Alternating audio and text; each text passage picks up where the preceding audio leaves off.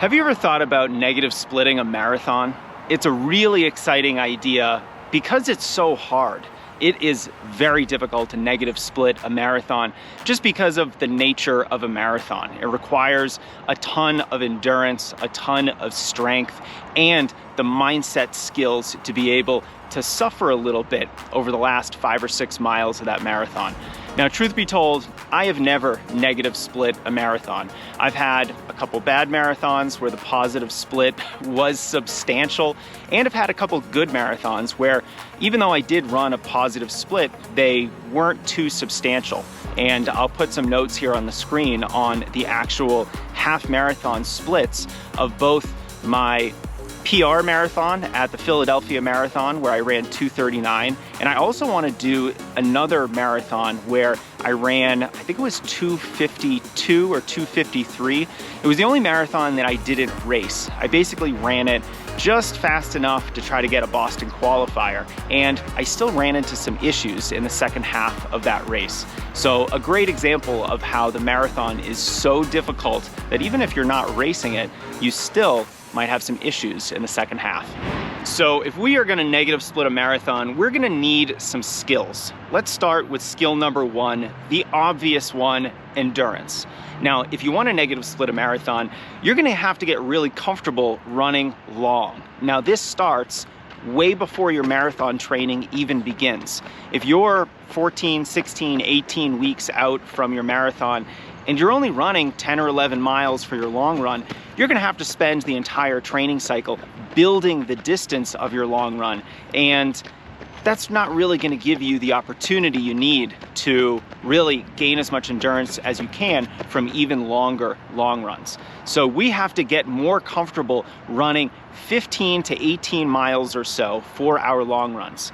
And if we can do that, we're gonna be building a lot of really great marathon-specific endurance that is gonna help us negative split a marathon. So if you're 16 weeks out from a marathon and you have a goal of negative splitting a marathon, you've got to start getting your long run up to about 15 miles so that most of the training cycle you're doing substantially longer long runs, and then you can start doing some goal marathon pace work within those long runs. So step number 1, let's make sure we've got the endurance side of things covered with a weekly long run that is substantial, over 15 miles, and eventually include some of that marathon specific pacing within those long runs. And if you want to be able to negative split a marathon, you've got to know what it feels like to run your goal marathon pace when you're really tired. One of the best ways to do this is to end your long runs with some goal marathon pace running. So for example, let's say you've got 20 miles on the schedule and you might hit the 15-mile mark and then run the last 5 miles at your goal marathon pace. Before GPS watches, I used to do this on the track. So I would run about 15 or 17 miles to the track, and then I would run 3 to 5 miles on the track at my goal marathon pace, or maybe a couple seconds per mile faster, so that I would know physically what it felt like to run that pace after I had already been running for 2 hours or so. And the other great part about this is that it teaches you psychologically how to switch into a higher gear and run faster, even when you're really tired, even when you're fatigued mentally from being out there already for hours running. So it's a wonderful physical and mental type of workout. You know, I'm not that big into supplements, but I do love AG1 by Athletic Greens. I consider it my nutrition insurance, helping me cover all my bases so I know I'm not missing out on anything my body needs, especially when I'm training really hard. I try to eat really well, but of course, AG1 is that extra security that gives me peace of mind over my diet. 1 scoop per day, and I'm getting 75 vitamins and minerals, prebiotics, probiotics, antioxidants, and adaptogens. You can try it out too at athleticgreens.com/Jason, and they're going to throw in a free year's worth supply of vitamin D and 5 free travel packs. Check it out at athleticgreens.com/Jason. Now, while endurance is really important for our goals to finish a marathon with a negative split, it's not the whole story. We can't just develop our aerobic system, we also have to develop our muscular system. We have to be strong enough to have the more powerful muscle contractions, even after 2.5, 3.5 hours of running, to be able to negative split. So strength is going to be a key component of our negative split goal. And when we think about strength, we can really get this in one of two ways, preferably a little bit of both. Number one, the more classic traditional way, is to get in the gym and do some more traditional weightlifting, deadlifts and squats, hopefully in a periodized way, so that you're building strength and power over the course of your marathon cycle. And that's really going to help you build the running specific strength you need to feel good at the end of a marathon. Now, the other way that you can build strength is the more running specific way. You can run really high mileage, do a bunch of hill workouts, and do a bunch of really fast, speed-oriented workouts. Both running long, doing hills, and running very fast all recruit a lot of muscle fibers. You basically have to use as much of your muscle as possible, just like when you're pulling a lot of weight from the floor in a deadlift. And you can get very similar strength adaptations by running 80, 90, 100 miles a week, or by running very fast workouts where you're sprinting or close to sprinting, and running a lot of hill work where gravity is assisting you in recruiting all those muscle fibers. Now, ideally, you'd be doing both. You'd be doing the weightlifting and you'd be challenging yourself to run higher mileage. You'd be doing some hill workouts and you'd be doing some faster running. All four of these things recruit a lot of muscle fibers. And this is one of the ways in which you build more strength, because you're actually recruiting more of your muscle, so that in the later stages of a marathon, when you're trying to negative split, you have the skills to do exactly that. Recruit more muscle fibers and run faster.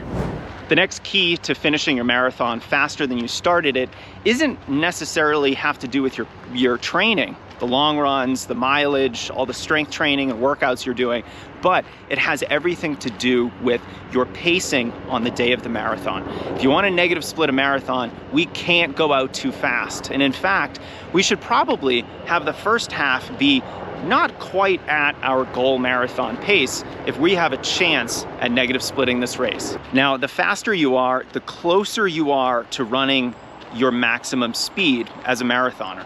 So let's say you're a 3-hour marathoner. You're pretty competitive, you're pretty good. And to be able to negative split a 3-hour marathon means that the first half marathon of this race, the first half, has really got to be close to, but not quite, at 90 minutes exactly. So I would love to see runners right around maybe 90 minutes and 30 seconds.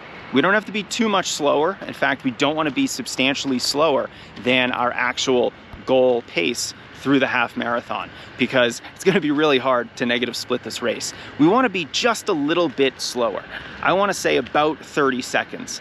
I think you can afford to be a little bit more, a little bit even slower if you're not as competitive. Let's say you're trying to run a 4-hour marathon. You can maybe be up to a minute, maybe a minute and a half slower for the first half.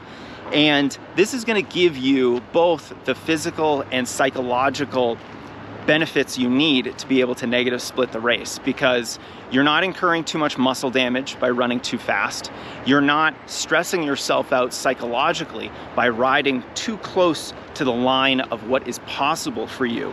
And so hopefully by the time you reach the 20-mile mark, you're not feeling too bad. You're feeling okay. You're never going to feel great, but you're feeling well enough that you can pick up the pace a little bit and hopefully eke out a little bit of a negative split, because a negative split isn't just impressive physically, it's also going to leave you feeling very successful about your race. Anytime that you can finish a race faster than when you started it, you're just going to feel good about that. So look, while a negative split in the marathon is not easy, it is downright impressive, and it's really fun to do. I think it's a worthy goal to go after, and so I hope this video is helpful if you're thinking about negative splitting a marathon. Let's make sure we're building the endurance so that our cardiovascular system is up to the task. Let's make sure we're strong enough to deal with all the impact forces of racing 26.2 miles and making sure that our legs are not ground meat over the last 10K of this marathon. We're gonna need to be able to run fast. Let's practice goal marathon pace at the end of our long runs so that we know what that feels like and we have some practice doing it. And of course, let's pace ourselves intelligently. Do those things, you will be able to negative split your next marathon.